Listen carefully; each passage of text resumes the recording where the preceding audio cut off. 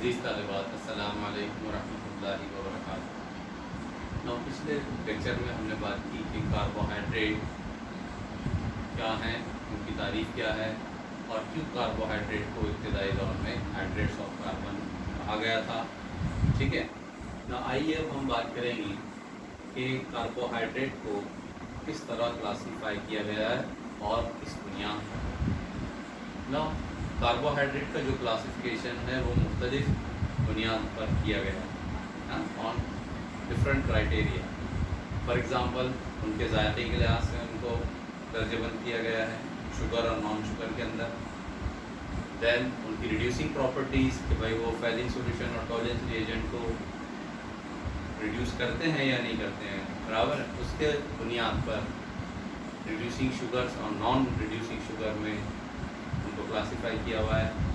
और हाइड्रोलिसिस की बुनियाद पर यानी आपाशिकी की बुनियाद पर क्या कार्बोहाइड्रेट की आपाशिकी होती है या नहीं होती है, और होती है तो फिर मोनोसैकेराइड की कितनी इकाइयाँ हासिल होती हैं, उसकी बुनियाद पर कार्बोहाइड्रेट को इस तरीके से मोनोसैकेराइड, ऑलिगोसैकेराइड और पॉलीसैकेराइड में दर्जेबंद किया गया। आइए अब हम पहले बात करेंगे हाइड्रोलिसिस की बुनियाद पर कार्बोहाइड्रेट को कैसे दर्जेबंद किया गया। ना जैसे मैंने कहा कि कार्बोहाइड्रेट को उनकी आपाशिकी की बुनियाद पर 3 हिस्सों में क्लासिफाई किया गया है। एक मोनोसैकेराइड, देन ऑलिगोसैकेराइड और पॉलीसैकेराइड। मोनोसैकेराइड, ऑलिगोसैकेराइड और पॉलीसैकेराइड, ये 3 हिस्सों में क्लासिफाई किया गया कार्बोहाइड्रेट को। वजह क्या बनी कि हाइड्रोलिसिस के नतीजे में उनका बिहेवियर क्या है, ऑन हाइड्रोलिसिस उनका रिस्पांस क्या है, उसकी बुनियाद पर। ना अगर कोई कार्बोहाइड्रेट ऐसे हैं कि जिनकी मज़ीद आपाशिकी नहीं की जा सकती है, विच कैनॉट बी हाइड्रोलाइज, ऐसे carbohydrate they are called as monosaccharide. क्या कहलाएंगे? They are called as monosaccharide. कौन से कार्बोहाइड्रेट? ऐसे कार्बोहाइड्रेट जिनकी आपाशिकी नहीं की जा सकती। अब आया सवाल कि जिनकी आपाशिकी की जा सकेगी, लेकिन आपाशिकी के नतीजे में मोनोसैकेराइड की कितनी इकाइयाँ हासिल होंगी, ठीक है, उसकी बुनियाद पर फिर क्लासिफाई किया गया है उनको ऑलिगोसैकेराइड और पॉलीसैकेराइड। मतलब ये ऑलिगोसैकेराइड और पॉलीसैकेराइड ये ऐसे कार्बोहाइड्रेट हैं जिनकी आपाशिकी की जाएगी, लेकिन आपाशिकी के नतीजे में जो मोनोसैकेराइड्स की इकाइयाँ हासिल होंगी वो कितनी होगी।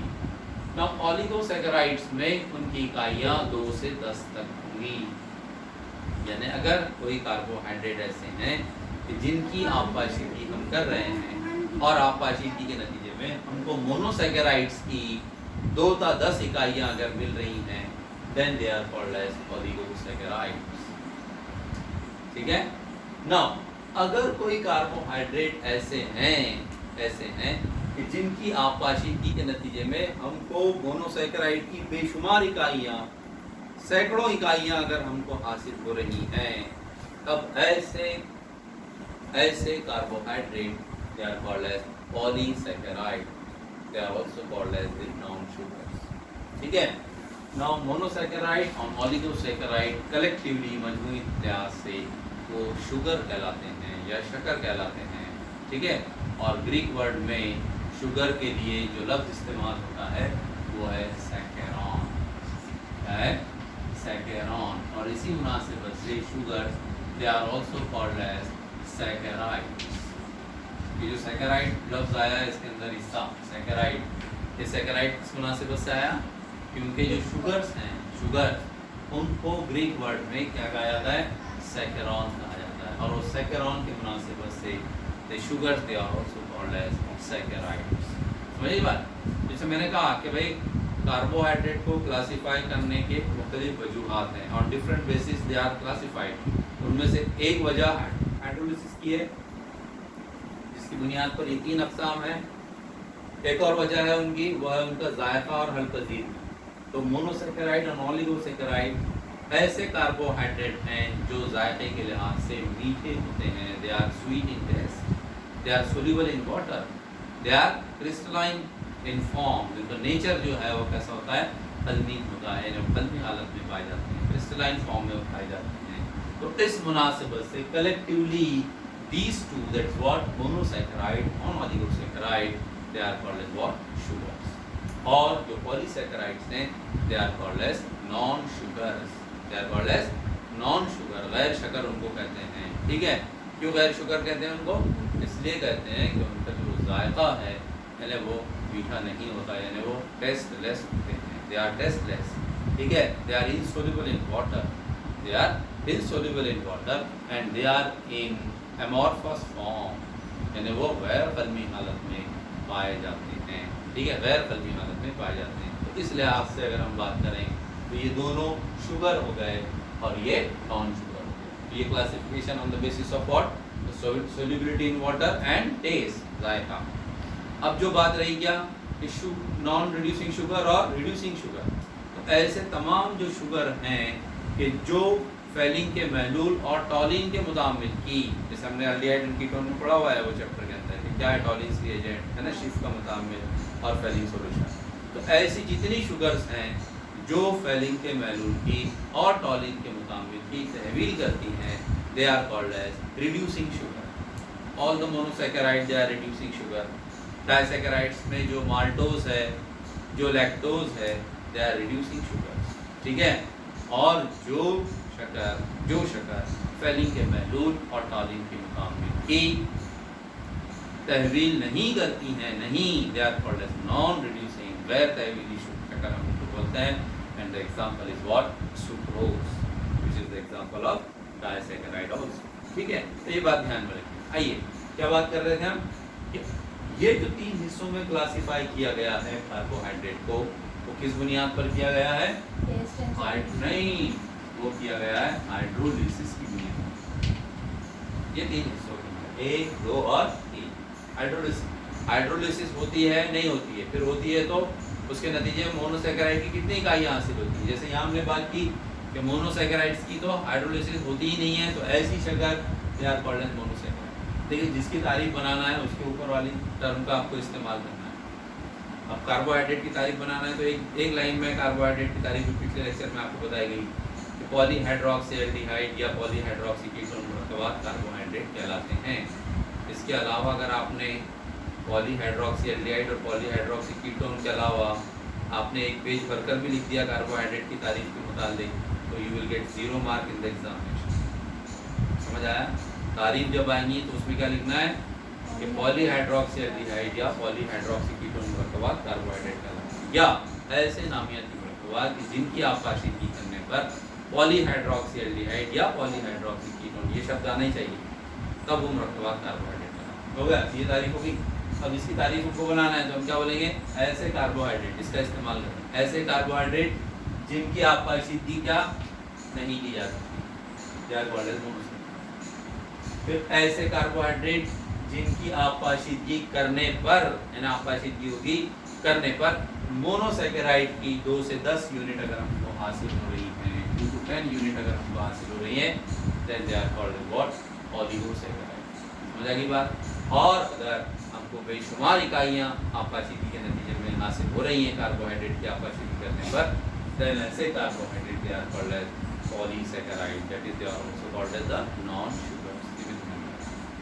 समझ आ गई बात ना? आइए, ना मोनोसैकेराइड्स को उनमें पाए जाने वाले फंक्शनल ग्रुप की बुनियाद पर फिर 2 हिस्सों में क्लासिफाई किया गया है.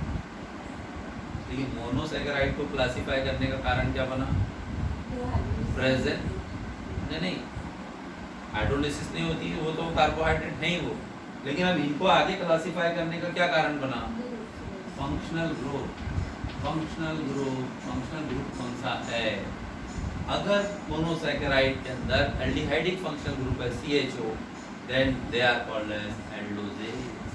क्या कहलाते हैं? एल्डोजेज. और अगर कीटोनिक फंक्शनल ग्रुप है तब ऐसे monosaccharide they are called as ketoses. ध्यान रखते चलिए, बुनियाद क्या बन रही है क्लासिफिकेशन करने की? हो गया? Means monosaccharide they are classified as aldoses and ketoses on what basis? Yes, on the basis of functional group, that which functional group is present, either aldehyde or ketone. Now aldoses, they are further classified as aldotriose, aldotetrose, aldopentose and aldohexose. Try, tetra, penta, hexa, क्या है ये? These are the number of carbon. Carbon के जौहरों की तादाद वजह बनी इनको classify करने के लिए। यानी अगर कोई एल्डोजेज ऐसे हैं जिनमें 3 कार्बन हैं, they are called aldotriose. The example is glyceraldehyde. मिसाल क्या है उसकी? ग्लिसरल्डिहाइड। Formula is C3H6O3। ठीक है।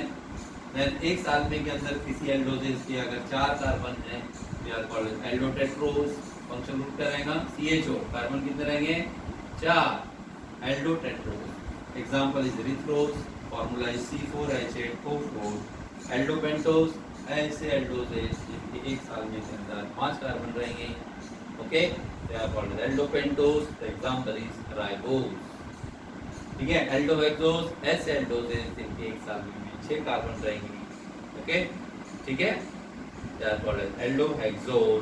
द एग्जांपल इज जो ग्लूकोज हम इस्तेमाल करते हैं, it is an example of aldohexose. क्या है वो? एल्डोहेक्सोज है। मोनोसैकेराइड तो है, लेकिन मोनोसैकेराइड में क्या है वो? एल्डोहेक्सोज है। मतलब जिसमें CHO ग्रुप फंक्शनल ग्रुप रहेगा और कार्बन कितने रहेंगे? 6, मतलब 6 कार्बन यूनिट है वो, ओके। ये हुआ क्लासिफिकेशन किसका? एल्डोहेक्सोज। अब समझ लीजिए कोई मोनोसैकेराइड ऐसे हैं जिनमें कीटोनिक फंक्शनल ग्रुप है, कार्बोनिल ग्रुप के दोनों तरफ कार्बन कार्बन जुड़ा हुआ है, then they are called as ketoses। हाँ, क्या कहलाते हो? कीटोजेस। KETOSES, कीटोजेस कहलाते हैं।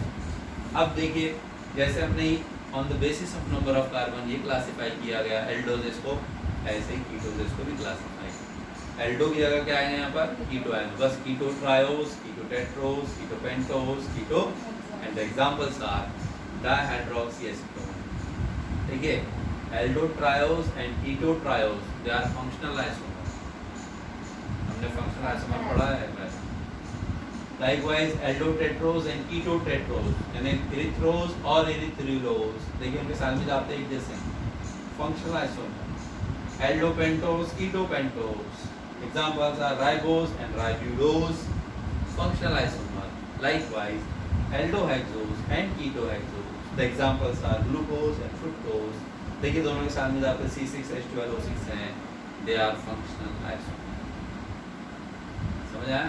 फंक्शनल आइसोमर है, ठीक है। इनके स्ट्रक्चरल फॉर्मूले अलग अलग हैं, लेकिन इनके साथ में जाते कैसे? एक जैसे। तो ये क्लासिफिकेशन जो हुआ वो इसका हुआ मोनोसैकेराइड्स का, ठीक है।